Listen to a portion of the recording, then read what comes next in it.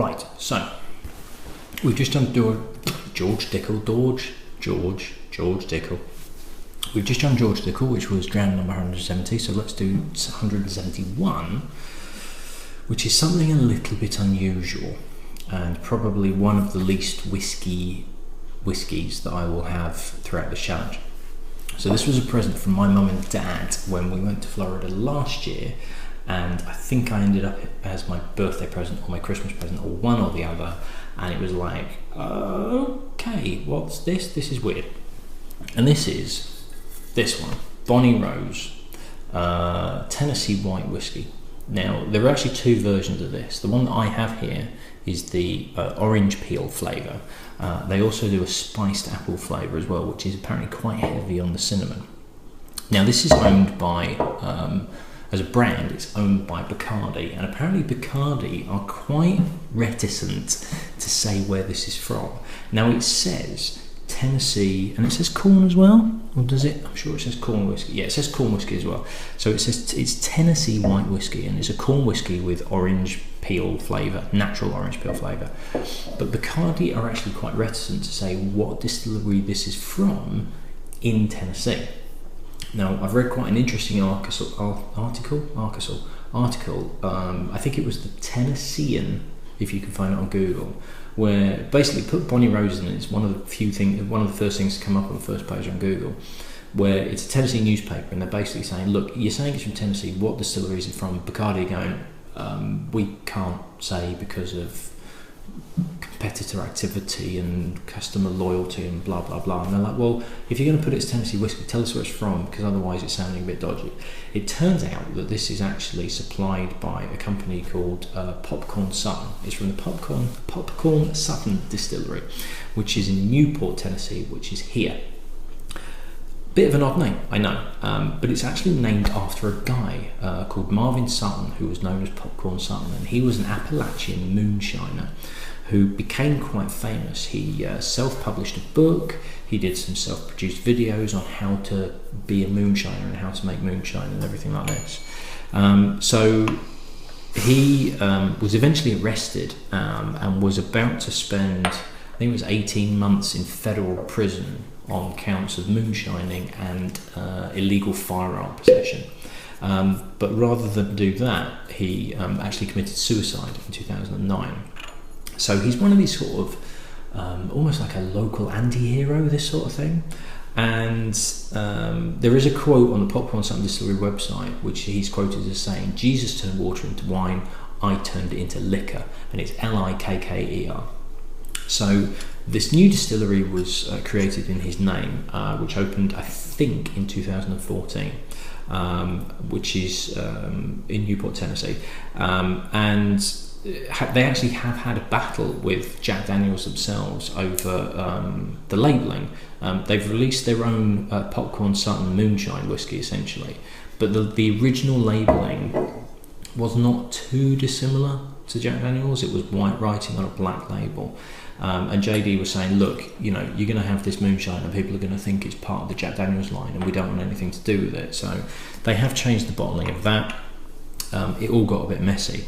Now, if you've just watched the George Dickel, or you've waited a day and you're on tenterhooks to find out what happened to John Lunn.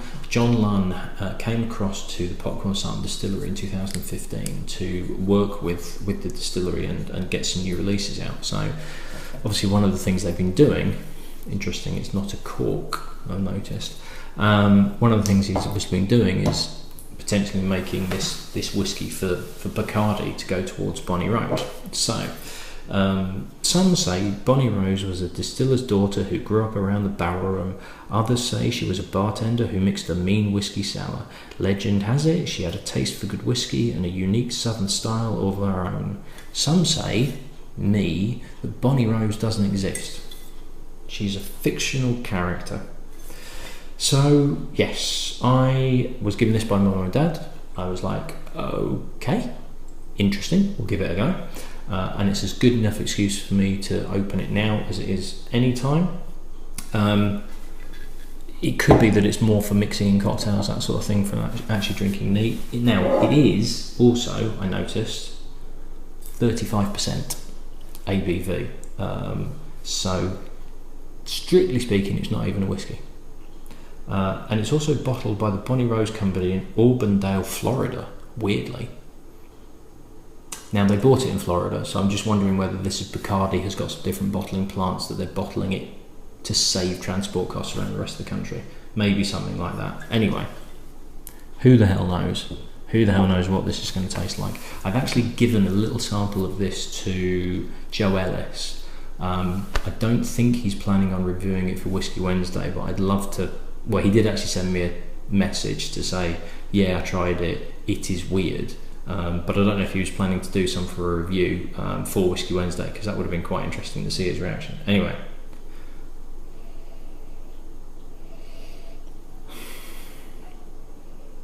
Well, it smells of Cointreau. The thing is, I love Cointreau. Oh, God. It was one of the first things. I know my mum and dad aren't watching this, but they used to have a liquor cabinet, and when I was young, I used to help myself to Cointreau quite a lot. I love Cointreau. Cointreau with ice. Whereas what I should have done was put the Cointreau in the fridge or the freezer and then pour it from there. And that might be what I do with this. It's not quite as sharp as Cointreau. It's not quite as... But it's that oranginess of Cointreau. It's like orange marmalade. There's nothing else to it but orange. And it is orange peel, to be fair, but it's a sweet orange peel. It doesn't quite have that zing of freshly zested orange. It's orange peel in a kind of marmalade. To be honest, I like it, but I think it's because it's bringing back memories of being a kid nicking Cointreau from my mum and dad's liquor cabinet rather than any quality in this itself. It's pleasant enough though. I mean, I could just sit here and reminisce about getting slightly tipsy on a glass of Cointreau when I was about 12 years old.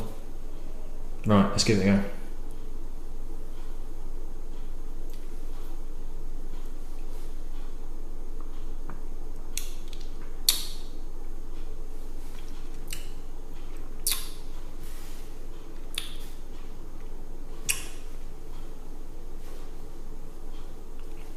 Very little to it. Very little to it. The nose is far better than the palate, I'll be perfectly honest. The nose was really nicely balanced. The oranginess on it was excellent. I could sniff that. That's really nice. It's slightly refreshing and gentle orange, slightly sharp, but not too sharp, just really well balanced. But on the palate, it's just not there. It's a little bit wishy-washy.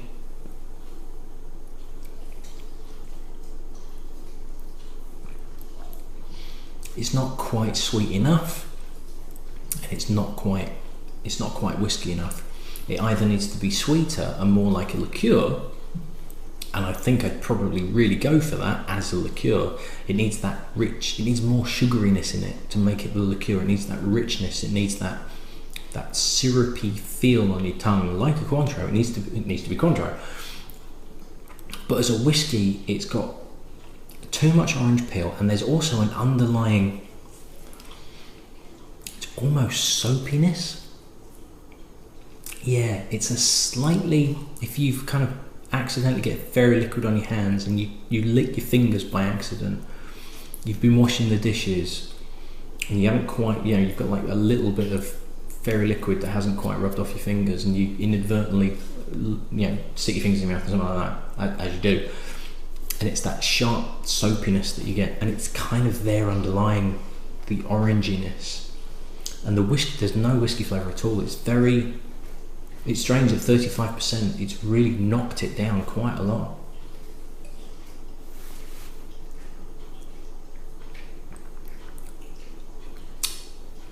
It's not particularly well balanced. It's such a shame, because it smells so nice. I love the nose of it. I think the nose is absolutely brilliant. I think what I'm going to do is I'm going to put this in the freezer, and I'm going to see what it's like directly out of the freezer. I'm not going to do it now, obviously, because you'll be sitting here for about half an hour waiting for it to cool down. But I think at some point, I'm going to put that in the freezer, And then at some point I'm going to try it, because it's summer now. It is pretty muggy. We've had no sunshine, but it's England, what do you expect? But it's been quite muggy, and it's actually been kind of a case of I could do with something a little bit refreshing to drink. And I'm going to try, straight out the freezer, a little nip of it, just to see if it masks basically the unbalanced characters that are in here. Because at room temperature,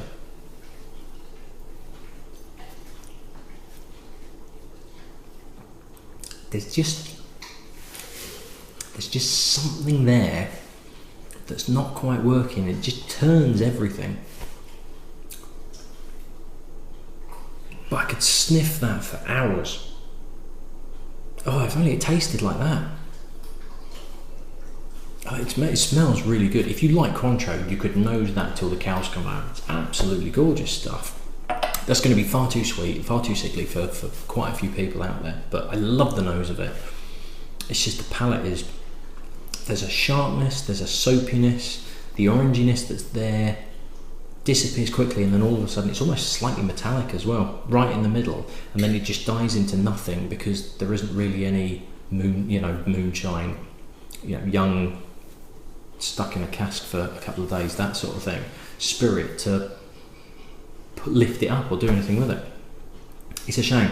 I had reservations about it, I'll be perfectly honest. It's unusual and it's fantastic to try this sort of stuff, and they haven't even met those relatively low expectations that I had, because it's actually a little bit disappointing. I was hoping for more, and I think slightly better balanced. It could actually be pretty good, sort of like a quaffing liqueur. If they went for the liqueur route, I think it would actually be really good. It would probably be too close to Cointreau, but it would be a really good, interesting liqueur whiskey. Maybe they need to go down that route, because they're kind of straddling a couple of stools here that aren't really, they're not doing themselves any favours at all. And I dread to think what the spiced apple one's like, because as far as I'm aware, that's like heavy on the cinnamon and really, really sickly sweet. So yes, a bit of a shame. Price wise, you're looking at about $18 a bottle, which for, I suppose, a flavoured whiskey is there or thereabouts, but I've already had a few $20 bottles of bourbon that I would much rather have for a straight whiskey. Putting it in the freezer might make a world of difference. So I'm going to try that.